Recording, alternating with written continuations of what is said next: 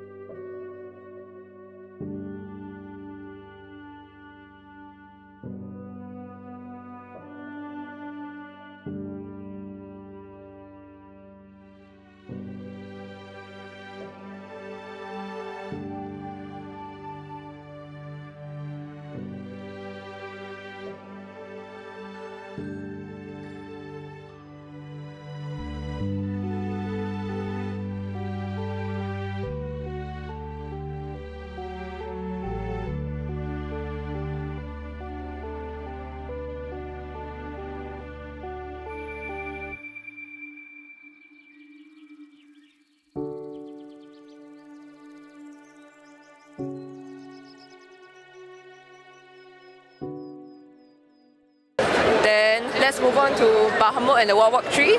So it actually launches today, 8 May on Steam. So that's exciting. So it's from a Arabian adventure narrative game. A lot of puzzles in it as well. It's important to both the developers and us that it's a game very deeply rooted in Arabian mythology. Something we don't see nowadays in the gaming sphere. So that was very important to both us and them to have a very sincere representation of the culture in an immersive gaming style. So I think that was really cool of them. Oh, yeah, that's very important. Yeah, that's really important. So yeah, that one's out now on Steam, and consoles are coming later this year.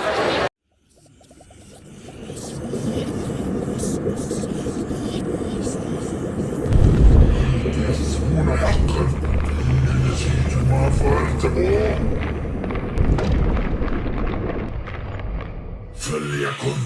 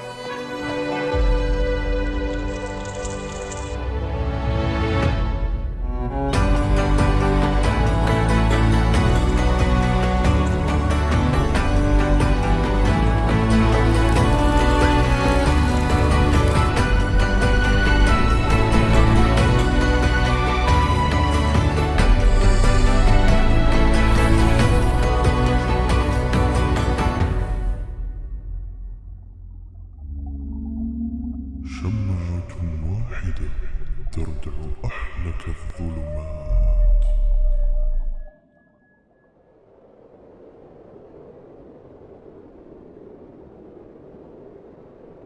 And then maybe I can move on to Bloodbreaker.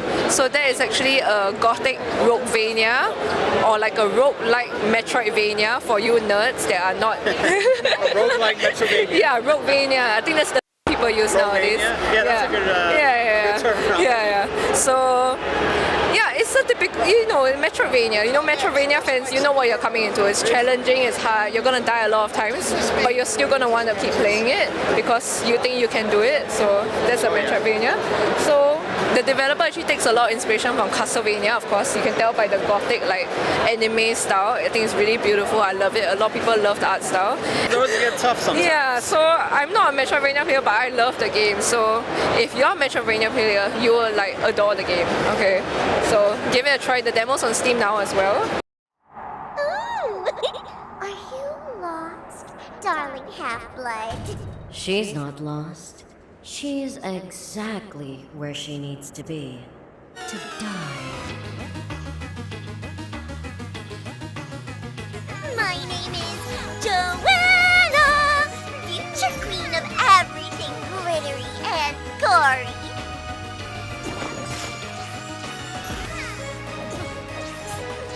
And this is my ultra grumpy shadow buddy, Takashi. Bleed quickly.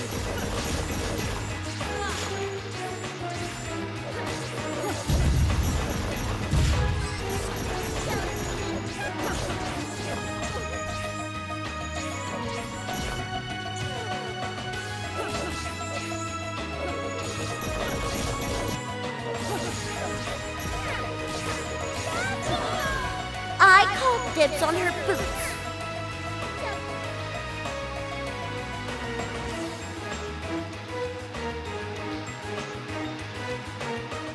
I love the game, so if you're a Metroidvania player, you will adore the game. Okay, so give it a try. The demo's on Steam now as well.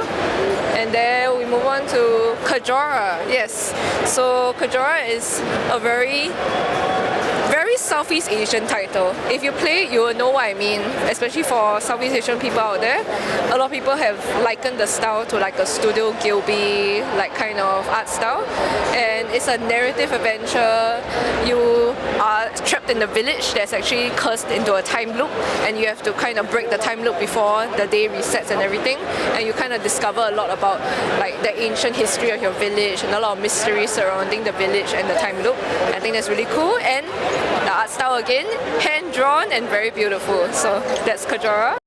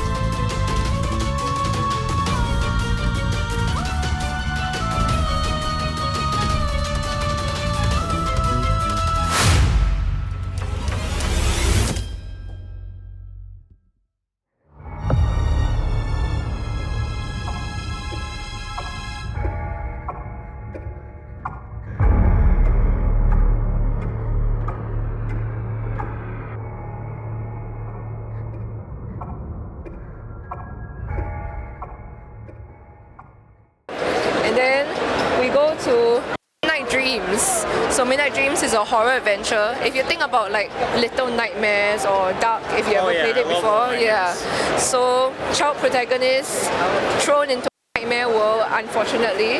But the one interesting thing is that the child protagonist is diagnosed with autism.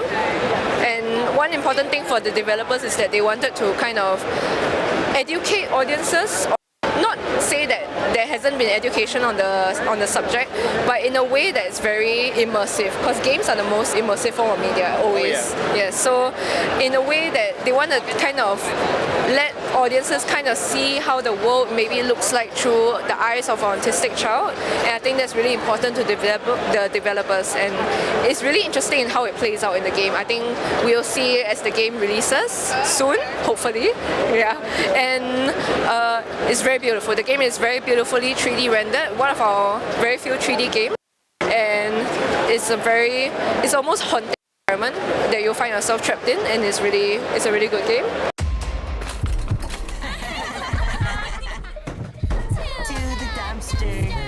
Dumpster. Take his friend.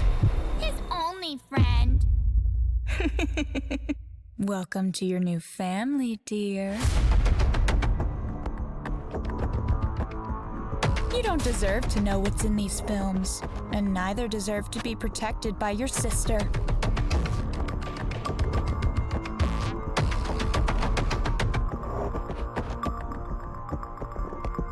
If you want your things, take them back from the dumpster, where they belong.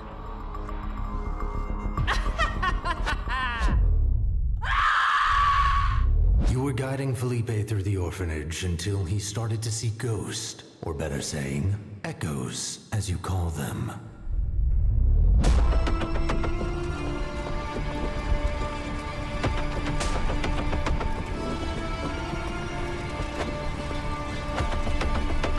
I will get you.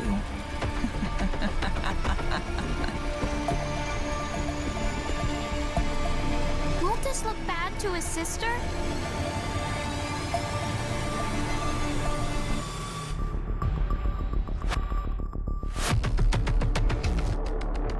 You're putting me in a difficult position here, Miss Maxine.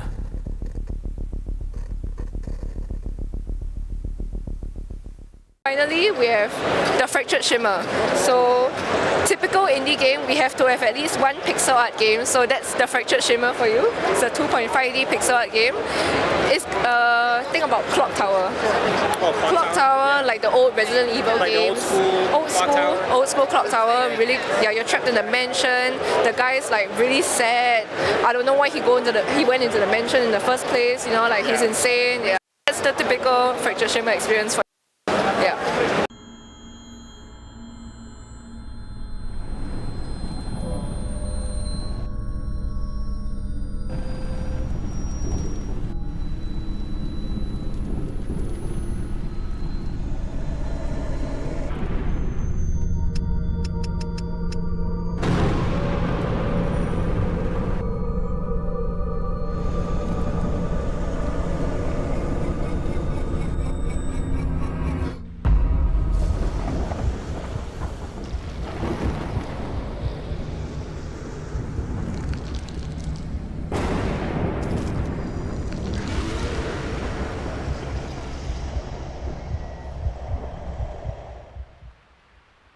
I think that's all. I covered all. Yes. Yeah, I think that's 6. That's everything. Yeah. Yeah. I like how diverse this is because like you have so many different publishers here that are like, you know, representing like what they like a genre, and also part of their culture in some of these games. So I feel like all of that is being represented right here at Soft Source, which I thoroughly enjoy. And most of these they'll be in Steam, which is also really accessible for a lot of players. So yeah, I think maybe adding on to that a bit, we don't like to specialize in one genre. We find the game is cool, we just want to do it, you know. So yeah, and we are if I didn't mention before, we are from Singapore, Southeast Asia. So we are a very tiny red dot on the map. So it's okay if you don't know our country, it's fine. But we love our Southeast Asian games. A lot of our developers are Southeast Asian. We have of course our Arabian developer, and Midnight Dreams is from a Brazilian developer. But we do love our Southeast Asian culture, and it's a very tight-knit community that has a lot of love and support for indies. Which one would you say is your favorite? I can't answer that. It's like picking your favorite child. Like which one's my favorite child? My favorite is Bloodbreaker. I like how you just say it so sneakily. It's like he's my baby. I like all of you, but I really like this. I really like this.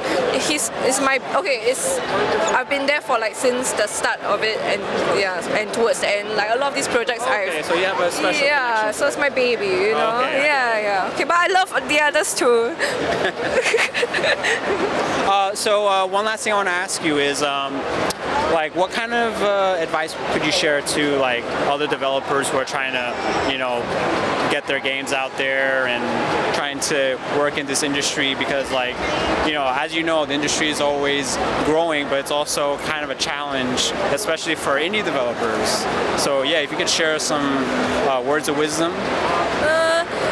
The industry is so saturated right now. I think everyone knows that. Anyone, anywhere in the world will know that. And with growing costs and everything, it's hard to even pursue this as a career. But if I want maybe like pearl of wisdom, is just how do I say this? Make sure you trust yourself a lot, because along the way there are going to be a lot of bumps, and you need to have that self-confidence that you are able to make it to the end. If not, you're just going to give up, and then it's just a waste of everyone's time and money. So you need to build the foundation of trust in yourself first, and that trust that you can do this and that you will do it no matter what.